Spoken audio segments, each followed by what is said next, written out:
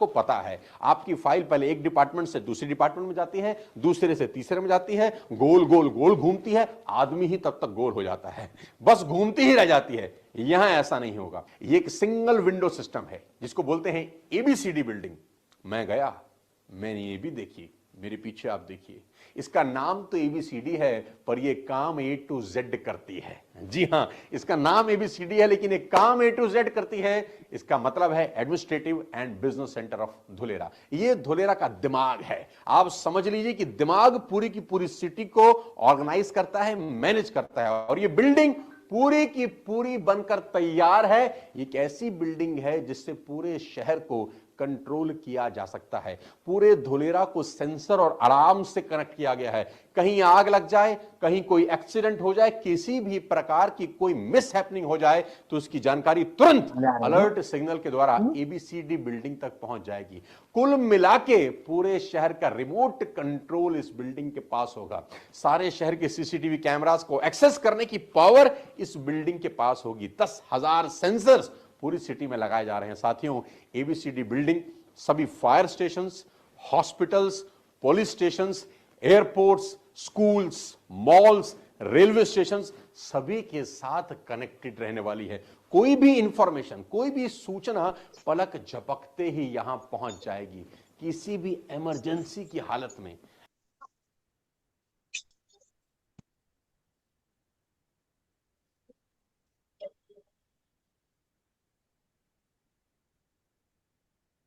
Yes, सभी को good evening. कैसे हैं आप सब? ठीक है, गुड इवनिंग। बहुत बढ़िया है। अनुज सर, और भी ग्रुप में मैसेज डाल दीजिए, अभी और भी लोग नहीं आए हैं, और बाकी फिर हम मीटिंग को आगे ले चलते हैं, है ना। आज थोड़ा सा हम धोलेरा को और डीप में समझेंगे, जैसा कि कल हमारा कुछ चैप्टर अभी बाकी है। जमीन के डॉक्यूमेंटेशन को लेकर कि हमने सेफ्टी समझ ली थी, क्या सेफ, उसके आगे अभी हम समझेंगे। ठीक है, और पॉसिबल हो तो और लोग भी वीडियो कैमरे पे आ जाइए। आज मैं थोड़ा सा डीप में चलूंगा, लोकेशन को समझते हुए, कुछ वीडियोस के माध्यम से चीजों को देखते हुए, सारी चीजों को हम समझते हुए आगे बढ़ेंगे। ठीक है। हाँ यस सर, जी सर। मैं ये पूछना चाह रहा शुभ हूँ सर। कि ये मतलब ट्रेनिंग चल रही है, सेकंड डे आ जाए मतलब, या फिर उसी तरह से मतलब चल रही है? यस, आज मैं स्टार्टिंग से ही ले रहा हूँ, एक तरीके से देखा जाए तो मैं बेसिक से सारी चीजें क्लियर करूंगा आप लोगों को, है ना। कहाँ पे क्या चीजें बन रही हैं, किस प्रकार से बन रही है, सारी चीजें। ठीक है। यस।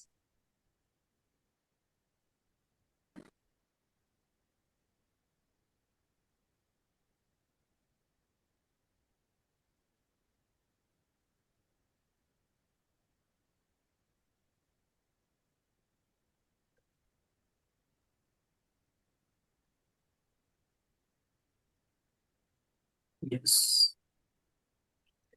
जैसा कि यहाँ पे आप लोग देख पा रहे हैं कि ये पूरे धुलेरा का जो मैप है, जिसमें हर एक कलर हर एक जोन को दर्शाता है। ये लोकेटेड है कहाँ पे? खंभात की खाड़ी के पास में, अहमदाबाद और भावनगर के बीच में, जैसा कि ये देख सकते हैं आप। अगर हम बात करेंगे तो ये जो शहर है ये गुजरात में बन रहा है, और गुजरात के जो बड़े शहर हैं, जो बड़े जिले हैं, उन शहरों से अच्छी कनेक्टिविटी है, उन शहरों के मध्य में ये धोलेरा शहर बन रहा है। जैसा कि यहाँ पे देख सकते हैं, अहमदाबाद का एरिया हो गया, ये वडोदरा का एरिया हो गया, नीचे भरूच और सूरत का एरिया हो गया, यहाँ पे भावनगर का एरिया हो गया, ये राजकोट का एरिया हो गया, यही पास में सुरेंद्र नगर पड़ता है, और ऊपर साइड में आप देख पा रहे हैं ये गुजरात की राजधानी है गांधीनगर, है ना। तो इन शहरों से धोलेरा के लिए अच्छी कनेक्टिविटी, अच्छी ट्रांसपोर्टेशन है, राइट, यहाँ से। ठीक है, तो ये सबसे बड़ा एडवांटेज है कि धोलेरा से गुजरात के जो बड़े शहर है उससे कनेक्टिविटी बहुत शानदार है, बहुत अच्छी है। और साथ में धोलेरा जो है ये खंभात की खाड़ी के पास में बनाया जा रहा है, जैसा कि यहाँ पे देख सकते हैं, खंभात जगह का नाम है, और इसको खाड़ी बोलते हैं, इसलिए इसको खंभात की खाड़ी नाम दिया गया है, ये वाले एरिया में। ठीक है, अब यहाँ पे हम समझते हैं, तो अभी जो अहमदाबाद का एरिया है, राइट, अहमदाबाद से लगभग ये शहर जो है पहले 109 किलोमीटर लगाता था। पहले राजकोट हाईवे से होके जाना पड़ता था, राइट। यस, राजकोट हाईवे से होके जाना पड़ता था, फिर वहां से फैदरा पिपली होते हुए आगे बढ़ना पड़ता था। पहले इसका दूसरा रूट था, जिसको मैं यहाँ पे एक्सप्लेन करता हूँ। चलिए मैं यहाँ से गाइड कर देता हूँ आप लोगों को। यहाँ पे जैसे ये फैदरा पिपली देख पा रहे होंगे आप लोग ना, तो इस साइड से घूम के इस साइड से आना पड़ता था, फैदरा पिपली होके फिर इधर से जाना पड़ता था। तो इधर से जाने में कम से कम जो डिस्टेंस लगता था 109 किलोमीटर लगाता था। और टाइमिंग की बात करेंगे तो 2 से 3 घंटे लग जाते थे। मतलब एक तरफ आने का 2 से 3 घंटे लग जाते थे, ये समझिए। बट अभी 31 मार्च को यहाँ पे एक एक्सप्रेसवे रेडी हुआ है, जो कि ऑफिशियली ऑपरेशनल हो चुका है ऑलरेडी, है ना।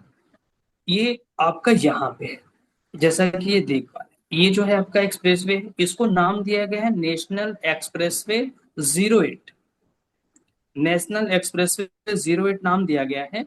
और जैसा कि यहाँ पे आप देख सकते हैं, ये वाला एरिया कुछ स्पष्ट दिख रहा होगा आप लोगों को, अहमदाबाद धोलेरा एक्सप्रेसवे, ठीक है। अब यहाँ पे देखेंगे तो ये जो एरिया देख रहे हैं गोल सर्कल में, इसको बोलते हैं सरदार पटेल चौक या एसपी रिंग रोड बोलते हैं, राइट। इस एरिया को एसपी रिंग रोड बोलते हैं, राइट। और यहीं से ये एक्सप्रेसवे पूरा गया हुआ है। यहाँ से ये एक्सप्रेसवे जो है, अगर हम देखते हैं अहमदाबाद से जो धोलेरा का लास्ट छोर है, मतलब लास्ट छोर का मतलब अदिलाई जो जंक्शन पड़ता है, जो अदिलाई डायमंड सर्कल कह सकते हैं, इंटरचेंज कह सकते हैं, वहां तक, यहाँ तक का जो डिस्टेंस है इस एक्सप्रेसवे का वो 109 किलोमीटर है। कहाँ तक है? वो यहाँ तक है, एग्जिट पॉइंट तक, अदिलाई सर्कल। यस। अब यहाँ पे हम देखेंगे तो ये है आपका एक्सप्रेसवे। यहाँ ये एक्सप्रेसवे देख पा रहे हैं, जैसा कि ये एक्सप्रेसवे है, एक जाने के लिए है, एक आने के लिए है। और बाकी एरिया देख रहे हैं आप लोग, ये जो हल्का एक एक निशान लगा हुआ है, ये एरिया रिजर्व है ऑलरेडी। इन फ्यूचर जैसे जैसे नीड होगी एक्सप्रेसवे को वैसा चौड़ा किया जाएगा। यहाँ देख पा रहे हैं आप लोग, ये लाइन देख पा रहे होंगे, जैसा कि एक्सप्रेसवे रेडी है, बीच का एरिया छोड़ा गया है। अभी मैं आगे डिस्कस करूंगा बीच का एरिया क्यों छोड़ा गया है। और बाकी ये एरिया प्रपोज्ड है कि इन फ्यूचर जैसे जैसे यहाँ पे पॉपुलेशन बढ़ेगी, जैसे जैसे यहाँ पे एरिया कंजेस्टेड होगा, या जैसे जैसे यहाँ पे और भी सड़क की चौड़ाई को लेकर नीड होगी, आवश्यकता होगी, जरूरत होगी, वैसे वैसे इस सड़क को और चौड़ा किया जाएगा, राइट। यस। जिसके इधर से नॉइस आ रही होगी प्लीज म्यूट कर लेंगे ना। अब समझते हैं कि यहीं से एक semi high speed rail corridor को भी मंजूरी मिली है, ठीक है, जिसको मैं यहाँ पे दिखाना चाहूंगा। ये जो रेड लाइन देख रहे हैं आप लोग ना, बीच वाला एरिया, ये वाला एरिया, यहीं से semi high speed rail corridor सीधे जाएगा। और ये कहाँ तक जाएगा? सीधे जो हमने बात करी है अदिलाई डायमंड सर्कल तक। ये है आपका अदिलाई डायमंड सर्कल या इंटरचेंज, यहां तक ये semi high speed rail corridor जाएगा, राइट। यहाँ तक, जिसका मैं आपको एक वीडियो दिखाता हूँ, देन फिर मैं इसको आगे ले चलूँ।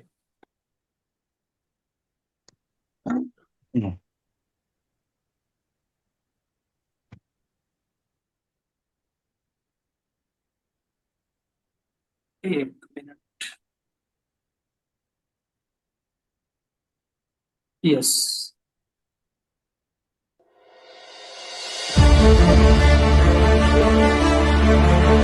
भारत आज एक नए इंडस्ट्रियल युग में प्रवेश कर रहा है। Manufacturing, semiconductor, clean energy, electronics, हर फाउंडेशनल सेक्टर में बड़े पैमाने पर निवेश और तेजी से काम हो रहा है। और इस ट्रांसफॉर्मेशन का एक बड़ा क्लस्टर बन रहा है गुजरात का धोलेरा।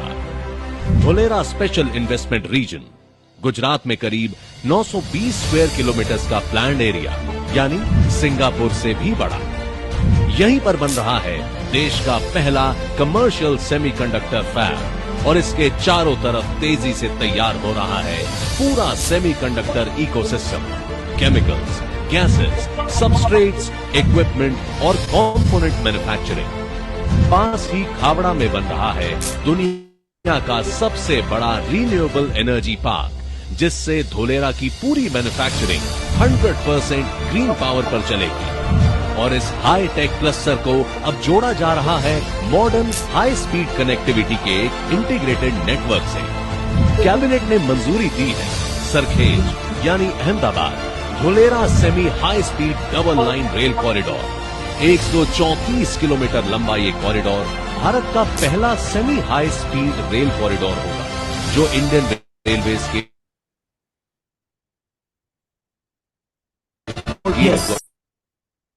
ये एक झलक थी, semi high speed rail corridor की एक झलक थी जिसको मैंने आपको दिखाया अभी। तो इसकी जो स्पीड लिमिट रहेगी लगभग वो 220 किलोमीटर पर आवर की स्पीड रहेगी। यहीं पे एक सरखेज का एरिया पड़ता है, जहां जैसा कि आप देख पा रहे हैं ये मैप में सरखेज का एरिया है। यही सरखेज के एरिया से सीधे यहाँ से कनेक्ट होगा सीधे धोलेरा के, राइट। ये semi high speed rail corridor जिसकी ऑलरेडी बजट भी पास हो चुका है और ज्यादा नहीं 2-4 महीने के अंदर आप देखेंगे कि इसका काम स्टार्ट होते हुए, ठीक है। तो ये तो हो गया एक्सप्रेसवे और semi high speed rail corridor की बात। अब हम थोड़ा सा और आगे बढ़ते हैं इसी एक्सप्रेसवे के थ्रू। अगर मैं बात करूं एक्सप्रेसवे से धोलेरा की बाउंड्री की, तो ये लगभग आपका 72 किलोमीटर लगाएगा। और अगर आप बात करेंगे टाइमिंग की, तो टाइमिंग यहाँ पे लगभग आप मान के चलिए कि 50 से 60 मिनट के अंदर आप कहाँ पहुंच जाएंगे, अहमदाबाद से धोलेरा, क्योंकि इस एक्सप्रेसवे की स्पीड लिमिट है 120 किमी पर आवर, राइट। यस, अब इस एक्सप्रेसवे पे आप देखेंगे तो टोटल 9 इंटरचेंज है, जो कि 7 आपके एसआईआर के अंदर पड़ेंगे। ये जो एसआईआर का एरिया मैं नाम ले रहा हूँ ना, ये आपका धोलेरा एसआईआर का एरिया हो गया, जो कि इस तरीके से है। अगर हम इसकी बात कर लेंगे तो ये लगभग 37 किलोमीटर लंबा है और 35 किलोमीटर चौड़ा है। मतलब कह सकते हैं इस तरीके से धोलेरा जो है वो 37 किलोमीटर है और इस तरीके से धोलेरा जो है वो 35 किलोमीटर, राइट। जिसको जहां समझ में नहीं आएगा वो हेल्प ले सकते हैं, चीजों को पूछ सकते हैं, है ना। तो ये, तो अब यहाँ पे जैसा कि ये जो एक्सप्रेसवे रहेगा, एक्सप्रेसवे पे आपको पता है हर जगह से अलाउ नहीं रहता है चढ़ने उतरने के लिए। तो यहाँ पे इसके लिए एक अलग से इंटरचेंज या डायमंड सर्कल बनाए गए हैं, जहां से आप एंट्री और एग्जिट ले सकते हैं इस एक्सप्रेसवे पे। जैसा कि यहाँ देख सकते हैं ये आपका इंटरचेंज हो गया, या फिर मैं आपको जिसमें थोड़ा स्पष्ट दिखे वो मैं दिखाऊं तो ये देखिए, इसको बोलते हैं पीपली डायमंड सर्कल। मतलब यहाँ के जगह के नाम पे इसको नाम दिया गया है ना। जैसे पीपली विलेज है तो पीपली डायमंड सर्कल के नाम से इसको जानते हैं। ये आ गया पीपली डायमंड सर्कल। इसी तरीके से एक आपका धोलेरा एसआईआर के पहले पड़ता है बाहर में, जिसको पीपली डायमंड सर्कल बोलते हैं। एक पड़ता है धोलेरा एसआईआर के नीचे साइड में टीपी 6 के बाहर, जो कि इसको अदिलाई डायमंड सर्कल बोलते हैं, क्योंकि यहाँ पे अदिलाई विलेज है, इस नाम से इसको जानते हैं, अदिलाई डायमंड सर्कल। जैसा कि यहाँ देख रहे हैं डायमंड सर्कल इंटरचेंज कह सकते हैं, राइट। ये हो गया। अब इसके अलावा समझेंगे तो एसआईआर के अंदर टोटल 7 इंटरचेंज हैं, जैसा कि यहाँ देख पा रहे होंगे आप।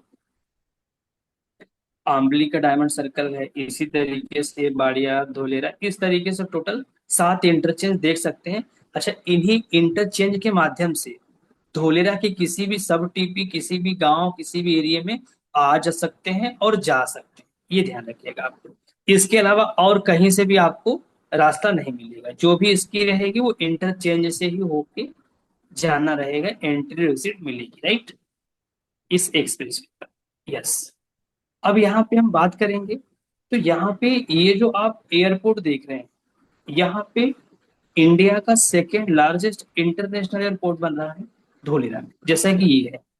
तो ये जो एयरपोर्ट है ये शहर से लगभग 9 किलोमीटर दूर है, क्योंकि ये जो एयरपोर्ट बनेगा ये कार्गो प्लस पैसेंजर रहने वाला है। कार्गो 70% रहेगा और पैसेंजर जो रहेगा वो 30% रहेगा। तो अब इसमें क्या है कि इसके मैक्सिमम जल्द ही ये ऑपरेशनल भी होने वाला है, जिसका मैं एक वीडियो भी दिखाऊंगा आप लोगों को। Yes,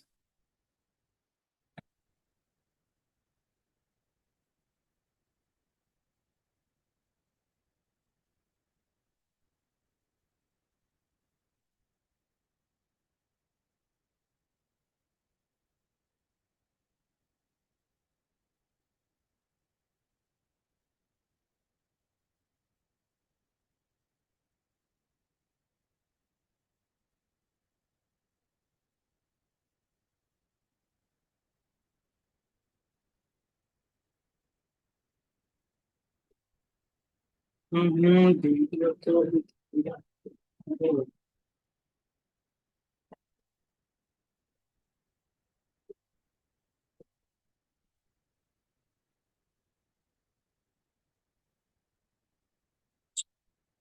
Dholera, Gujarat. This isn't just another industrial park. It's a strategic Dholera special investment region.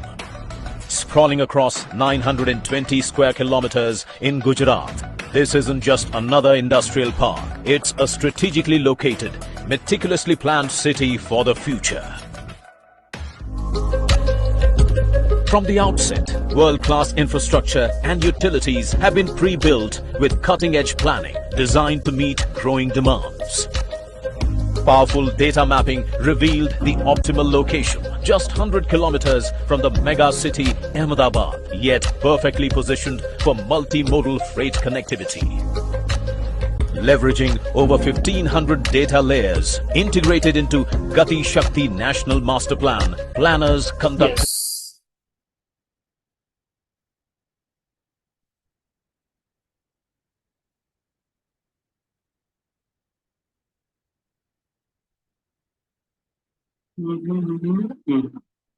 Dholera से एक और बड़ी ब्रेकिंग अपडेट। इंडिया के फ्यूचर स्मार्ट सिटी का सबसे important project Dholera international airport अब लगभग 80% कंप्लीट हो चुका है। गवर्नमेंट का टारगेट है कि अगले 3 महीनों के अंदर यहां से फ्लाइट ऑपरेशंस शुरू हो जाएंगे। सबसे खास बात, रनवे और टैक्सीवे का काम 100% कंप्लीट है और पैसेंजर टर्मिनल भी फाइनल स्टेज पर है। ये सिर्फ एक एयरपोर्ट नहीं, ये इंडिया के सेमीकंडक्टर हब, स्मार्ट मैन्युफैक्चरिंग और ग्लोबल कनेक्टिविटी का गेटवे बनने वाला है।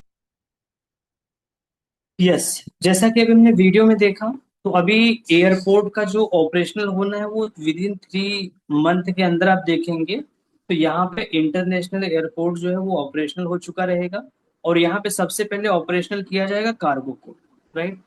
कार्गो को सबसे पहले यहाँ पे ऑपरेशनल किया जाएगा। इसको आगे कुछ और भी बहुत सारे फैक्ट्स हैं जिसको हम थोड़ा सा आगे समझें, राइट। तो अब यहाँ पे हम समझते हैं, क्योंकि ये जो एरिया देख रहे हैं आप, ये वाले एरियाज, ये वाला एरिया जो है ये खंभात की खाड़ी वाला एरिया है, राइट। अब ये जो खंभात की खाड़ी वाला एरिया है, यहाँ पे विश्व का सबसे मीठे पानी की झील बनाई जाएगी, राइट। यहाँ पे पानी को इस तरीके से स्टोर किया जाएगा कि यहाँ पे जो सौराष्ट्र का एरिया है, पूरा सौराष्ट्र के एरिया को पानी की सुविधाएं दी जा सके। और यहीं पे एक आपका ये मान के चलिए कि मैं इसका एक वीडियो भी दिखाता हूँ आपको। एक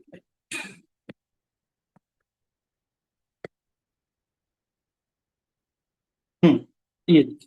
समुद्र के बीच खड़ा एक ऐसा बांध जिसने एक पूरे देश को डूबने से बचा लिया और अब उसी तकनीक से गुजरात की किस्मत बदलने की तैयारी हो रही है। समुद्र का खारा पानी क्या किसी राज्य की प्यास बुझा सकता है? सुनने में भले ही नामुमकिन लग रहा हो, लेकिन प्रधानमंत्री नरेंद्र मोदी एक ऐसा सपना देख रहे हैं जो अगर पूरा हुआ तो गुजरात की तस्वीर और तकदीर दोनों बदल सकती है। और इस सपने को सच करने के लिए मोदी अब पहुँचे हैं उस देश जिसने समुद्र को हराकर अपनी किस्मत बदल दी थी। प्रधानमंत्री नरेंद्र मोदी अपनी नीदरलैंड की यात्रा के दौरान दुनिया के सबसे मशहूर जल प्रबंधन ढांचों में से एक अफ्स्लूटिक पहुंचे थे। यह कोई साधारण बांध नहीं है। करीब 32 किलोमीटर लंबा यह इंजीनियरिंग का चमत्कार पिछले 90 सालों से उत्तरी सागर के खारे पानी को रोककर एक विशाल मीठे पानी की झील बनाए हुए है। प्रधानमंत्री मोदी ने इस बांध का बेहद बारीकी से निरीक्षण किया। जब पीएम अफ्स्लूटिक बांध को देख रहे थे तो वो अपना 20 साल पुराना एक सपना जी रहे थे, क्योंकि यह बांध पीएम मोदी के उस ड्रीम प्रोजेक्ट का हिस्सा है जो गुजरात का कल्पसर प्रोजेक्ट है। एक ऐसा प्रोजेक्ट जिसे अगर पूरा कर लिया गया तो गुजरात हमेशा के लिए जल संकट से मुक्त हो सकता है। प्रधानमंत्री मोदी की मौजूदगी में भारत के जल शक्ति मंत्रालय और नीदरलैंड के जल प्रबंधन मंत्रालय के बीच एक लेटर ऑफ इंटेंट पर भी साइन हुआ है। इसका मतलब साफ है, अब नीदरलैंड अपनी 90 साल पुरानी समुद्री इंजीनियरिंग विशेषज्ञता भारत को देगा और गुजरात के कल्पसर प्रोजेक्ट को तकनीकी मजबूती मिलेगी। यस, तो जैसा कि ये हम एक पट्टीनुमा देख पा रहे हैं ना, यही है आपका कल्पसर डैम, जो कि इस एरिया को इस एरिया से कनेक्ट किया जाएगा। ये टोटल 32 किलोमीटर का रहेगा कल्पसर डैम, है ना, जो कि सीधे भावनगर के एरिया को वरुच वाले एरिया से कनेक्ट करेगा यहाँ से। अब यहाँ पे जो रहेगा इस एरिया में, तो आपका विश्व का सबसे बड़ा मीठे पानी का झील बनाया जाएगा, जहाँ पे धोलेरा ही नहीं, धोलेरा के आसपास के एरियाज या जितने भी पूरे सौराष्ट्र वाले एरियाज हैं, उन सभी लोगों को पानी पीने योग्य और साथ में सिंचाई वगैरह, मतलब हर तरीके की सुविधाएं लोगों को मिलेंगी यहाँ पे पानी को लेकर। और इसको इस तरीके से बनाया जाएगा कि आने वाले 100-200 साल तक यहाँ पे पानी की समस्या ना आए। बातों को आप लोग बड़ी बारीकी से और ध्यानपूर्वक समझिएगा। अब ये जो बनेगा, ये जो कल्पसर डैम बनेगा, तो इस पे आपका हाईवे रहेगा, लगभग 16 लेन का हाईवे रहेगा, 16 लेन का हाईवे रहेगा इस पर। और वहां की यहाँ तक कि 4 लेन का रहेगा आपका रेल कॉरिडोर इसी इस पे कल्सर डैम, राइट। ऑलरेडी अगर बात करेंगे इसमें बजट को, तो लगभग 1,33,000 करोड़ रुपए का इसमें एस्टिमेटेड बजट आएगा, और इसका ऑलरेडी काम भी स्टार्ट हो चुका है। यस, कोई कुछ पूछना चाह रहा है? सर ये 16 लैन और 14 लैन क्या है ये? हाँ जी मैम। सर ये 16 लैन लैन मतलब क्या होता है सर? मैं समझ नहीं पा रहा, एक मिनट। यस, लैन क्या क्या? ये लैन आप आपने अभी बोला ना 16 लैन, सर लैन क्या होता है ये? यस यस, सॉरी सॉरी, मैं मीटिंग से ही बाहर हो गया था। यस मैम, क्या कह रहे हो आप? सर लैन क्या होता है? ये 16 लैन आपने बताया ना अभी। आने जाने के रास्ते, आने जाने के लिए, राइट। जी जी यस, जैसे आपकी इधर सड़कें होती है ना 2 लेन की, 4 लेन की, वैसे ही 16 लेन की रहेगी, राइट। यस, ठीक है। तो यहाँ पे रहेगा, ऑलरेडी इसका वर्क भी स्टार्ट हो गया है, और यहीं से अगर हम बात करेंगे, एक बहुत बड़ी कनेक्टिविटी दी जा रही है। इसी वाले एरिया को कनेक्ट किया जाएगा राजकोट और जामनगर से, क्योंकि जामनगर में क्या है, ऑयल की बहुत बड़ी रिफाइनरिंग है ना, जहाँ पे रिफाइनिंग करी जाती है। ये रिलायंस का है पूरा एरिया, है ना। तो यहाँ पे है, यहाँ से ट्रांसपोर्टेशन को और इजी किया जाएगा, जिससे कि ये वाले एरिया से इस एरिया को कनेक्ट किया जा सके। क्योंकि अभी यहाँ पे आने जाने के लिए इस तरीके से जाना पड़ता है, वडोदरा या अहमदाबाद होके जाना पड़ता है इस साइड में। बट जैसे ये रेडी हो जाएगा, तो यहाँ से लोगों का डिस्टेंस भी कम होगा, समय भी बचेगा, और जो ट्रांसपोर्टेशन में एक्सपेंसेस होते हैं वो भी कम हो जाएंगे, राइट। तो ये चीजें, अब उसके अलावा और भी बहुत सारी इंफ्रास्ट्रक्चर है, क्योंकि यहाँ पे हम समझते हैं इन सब चीजों को ना। तो धोलेरा जो है ये खंभात की खाड़ी के पास बनाने का सबसे बड़ा रीजन है, क्योंकि धोलेरा में आप, जब हम कल मैप रीडिंग करेंगे, इसके कलर कोडिंग को समझेंगे ना, तो यहाँ पे आप पाएंगे कि धोलेरा में जो है सबसे बड़ा इंडस्ट्रियल हब के रूप में धोलेरा शहर बन के रेडी होगा, जिसको हम ये भी कह सकते हैं कि एशिया का सबसे बड़ा इंडस्ट्रियल हब के रूप में ये धोलेरा तैयार होगा, राइट। तो इसलिए यहाँ पे इसको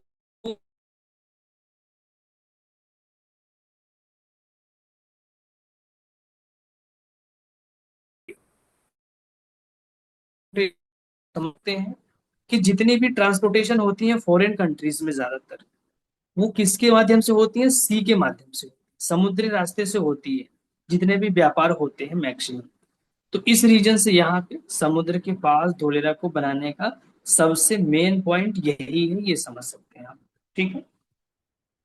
यस, उसके अलावा हम समझते हैं यहाँ पे, तो इस साइड में आपका एक ब्लैक बक सेंचुरी पार्क पड़ता है, यहाँ पे वेला बाजार के नाम से जगह का नाम है वेला बाजार। इस जो ये ब्लैक बक सेंचुरी पार्क है, इसको भी गवर्नमेंट डेवलप करेगी, क्योंकि यहाँ पे ऑलरेडी इंडिया से भी फॉरेन से भी लोग घूमने के लिए आते हैं, टूरिस्ट आते हैं, जहाँ पे आज एक एक दिन रुकने का भी कॉस्ट 8 से 10 हजार रुपये लगता है 5 स्टार होटल में, राइट। वो ये एरिया है यहाँ पे। उसके अलावा हम समझते हैं, तो ऊपर में एक लोथल का एरिया पड़ता है, लोथल जगह पड़ता है, जहाँ पे आप ये समझिए कि मैरीटाइम म्यूजियम बनाया जा रहा है लोथल वाले एरियाज में। इसी वाले एरिया में बनेगा, लोथल का यही वाला एरिया है, राइट। तो यहाँ पे भी आपका विश्व का सबसे बड़ा मैरीटाइम म्यूजियम बनाया जा रहा है, जहाँ पे पुरानी से पुरानी चीजें और भी बहुत सारी चीजें होंगी। इसका भी वीडियो मैं आप लोगों को नेक्स्ट सेशन में दिखाऊंगा, है ना, जिससे कि आप लोगों को क्लियरिटी मिलेगी। राइट, अब ये तो हो गया इसकी कनेक्टिविटी और लोकेशन की बात, क्योंकि यहीं से अगर हम कुछ कनेक्टिविटी को और समझते हैं ना, तो यहाँ से एक इस लोकेशन में डीएफसी बनाया जा रहा है, डेडिकेटेड फ्रेट कॉरिडोर, जिसके माध्यम से ये जो ट्रांसपोर्टेशन रहेगा ये ऑल ओवर इंडिया में कम टाइम में ट्रांसपोर्टेशन हो पाएगा। जितने भी कच्चे और पक्के माल बनेंगे धोलेरा एसआईआर के अंदर या धोलेरा में, उसको कम समय में ले आया जा सके पूरे ओवर इंडिया के अंदर। इसलिए इस डीएफसी को रेडी किया जा रहा है, डेडिकेटेड फ्रेट कॉरिडोर को बनाया जा रहा है, जहां पे पैसेंजर गाड़ी को अलाउ नहीं रहेगा, उस पर ओनली माल गाड़ियां ही चलेंगी, जिससे कि कम समय में ट्रांसपोर्टेशन डिस्ट्रीब्यूशन हो सके। राइट, ये चीज। उसके अलावा हम बात करते हैं, मैं एक आध वीडियो और दिखाता हूँ आप लोगों को, मुझे 1 मिनट का समय दीजिए होगा।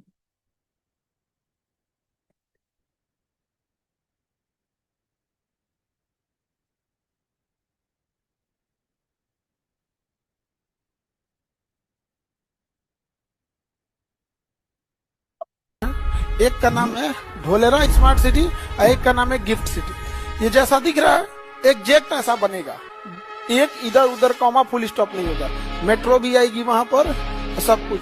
अभी सबको जमीनें अलॉट हो रही हैं, आप रजिस्ट्री करा लीजिए, जमीन क्या कर लीजिए, रजिस्ट्री करा लीजिए, समझ रहे हैं। तुम लोग में अगर किसी को पैसा है तो अभी करा लेना, 4 गुना 5 गुना हो जाएगा, हो गया होगा अभी। क्या जहां मनवाए को बिल्डिंग खड़ा कर देंगे, वहाँ एरिया फिक्स है। इस सेक्टर में इतनी ऊंची बिल्डिंग जा सकती है, इसमें रेसिडेंशियल लोग रख सकते हैं, इसमें स्कूल खुल सकता है, इसमें बिजनेस के लिए दुकानें खुलेंगी और हॉर्स राइडिंग होगा, स्विमिंग होगा, ये सारी चीजें होंगी। उसे हम लोग मास्टर प्लान कहते हैं। क्या कहेंगे? मास्टर प्लान कहा जाता है। और किसी भी सिटी को बनाने से पहले उसका मास्टर प्लान सबसे ज्यादा जरूरी होता है। अगर मास्टर प्लान ही नहीं है आपके पास।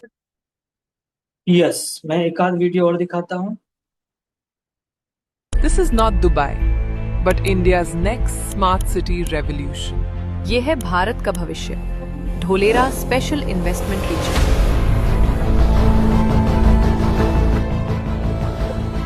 हर जनरेशन एक सपना देखती है, लेकिन कुछ जनरेशंस हिस्ट्री बना देती हैं। साल 2017 में जो विजन शुरू हुआ था, आज 2026 में वही विजन तेजी से रियलिटी बन रहा है। इंडिया अब सिर्फ डेवलप नहीं हो रहा, इंडिया फ्यूचर बिल्ड कर रहा है। Expressways, bullet train, digital revolution, semiconductor missions, electric mobility.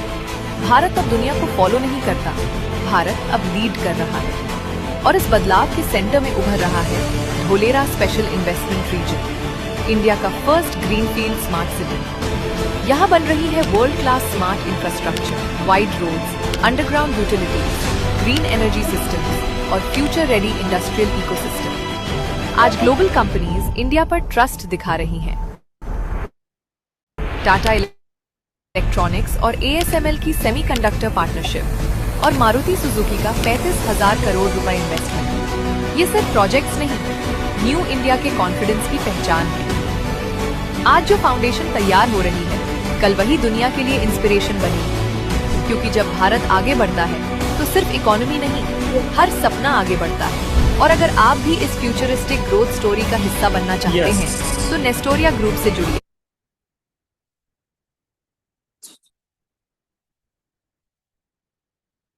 आवाज आ रही है मेरी? जैसा कि अभी हमने ये वीडियो देखा है, तो इसमें कुछ चीजें क्लियर हुई होंगी आप लोगों को, किस तरीके का शहर बनेगा, क्या इंफ्रास्ट्रक्चर बिल्ड होंगी यहाँ पे। अब मैं थोड़ा सा कुछ चीजें और गाइड कर देता हूँ, जैसे कि एक स्क्रीनशॉट करता हूँ। अब हम आज के सेशन में नहीं, कल के सेशन में ये जितने भी कलर कोडिंग दिख रहे हैं आप लोगों को, इन हर एक कलर कोडिंग की क्या मीनिंग है, कौन सा कलर किस जोन को दर्शाता है, किस जोन में क्या गवर्नमेंट की गाइडलाइन है, क्या फैसिलिटीज है, इन सभी चीजों पर डिस्कस करेंगे। बट उससे पहले मैं थोड़ा सा इसको और डीप में डिस्कशन कर लेता हूं आप लोगों से, क्योंकि जो धोलेरा शहर है ये पहले एक तालुका हुआ करता था। इसके अंदर टोटल 33 गांव आते थे। तालुका का मतलब होता है तहसील, समझिएगा आप लोग, तहसील। टोटल 33 गांव आते थे, इसमें से 33 विलेज में से 22 गांव को मिलाकर, 22 विलेजेस को मिलाकर इस शहर को बनाया जा रहा है।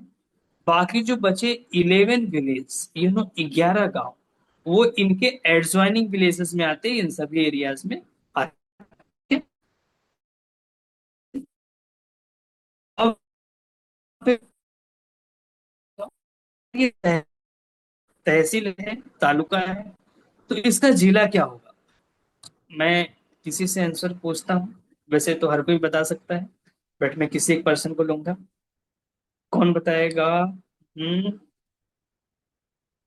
ठीक है, प्रेम सर, धोलेरा का जिला कौन सा है? किस शहर में आएगा धोलेरा? प्रेम सर बता सकते हैं? यस, चलिए प्रेम सर। चलिए कमलेश सर, आपको आवाज आ रही है? शुभ सर, अगर किसी इन्वेस्टर की रजिस्ट्री होगी तो रजिस्ट्री में ठीक है तहसील का नाम आता है, ठीक है, रजिस्टर ऑफिस का तो आता ही है, लेकिन जिला कौन सा लगता है? ये इम्पोर्टेंट है। ये पास वाला अहमदाबाद। अहमदाबाद। अहमदाबाद है सर। नहीं, अभी धोलेरा की बात कर रहा हूँ मैं। सर धोलेरा ही होगा। सर गुजरात अहमदाबाद। यस, अहमदाबाद ही आएगा। गुजरात आपका स्टेट हो जाएगा, राज्य हो जाएगा, जिला में आपका अहमदाबाद ही आएगा। ठीक है, जो आपकी रजिस्ट्री होगी ना, तो उसमें आप जब देखेंगे जिला में नाम, तो आपका यही आएगा, अहमदाबाद। ठीक है, और तहसील में आपका नाम आएगा किसका? धोलेरा का। चलिए थोड़ा सा और आगे बढ़ते हैं।